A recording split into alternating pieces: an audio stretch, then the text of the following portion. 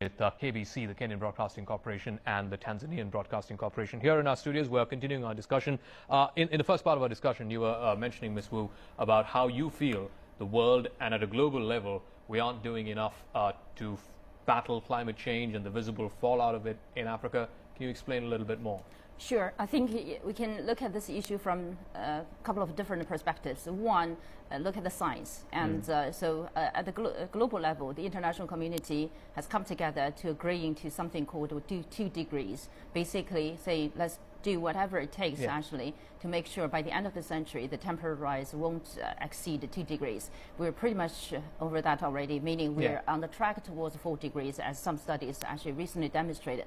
What does that mean? That means actually the impact, basically say extreme weathers like droughts, floods, coastal, sea level rising, everything like that will dramatically impact areas, particular developing areas, the poor areas that are relatively weak in terms of resilience. And Africa happens to be, kind of fall into that kind of category.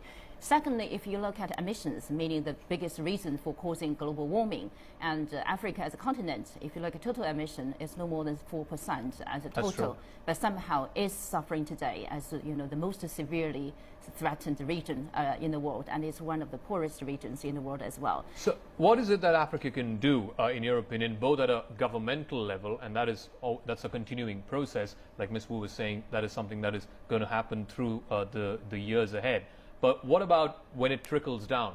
We saw what the Maasai people are doing in their own little way, in their own 2 bits to try and contribute in this fight against global climate change, and particularly because it's going to have an effect on their lives and livelihoods.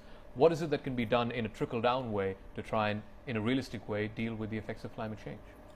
Actually, as I mentioned earlier, the Maasai people, their way of living, their lifestyle, really effective way to address climate change. They really follow the nature climate patterns, and also this should be promoted in the Africa country. Actually, it's near the Masai Mara Nature Reserve. They also have the Laos and another ethnic groups, but they are not like pastoralism. They are like agriculture, and they develop like a growing agricultural crops. That really affect the habitat. And also, so that the Maasai, like a lifestyle, their way of living need to be promoted. Okay, I'm going to come back to both Dr. Zhu and Ms. Wu in just a moment. We can go straight back to the Masai Mara.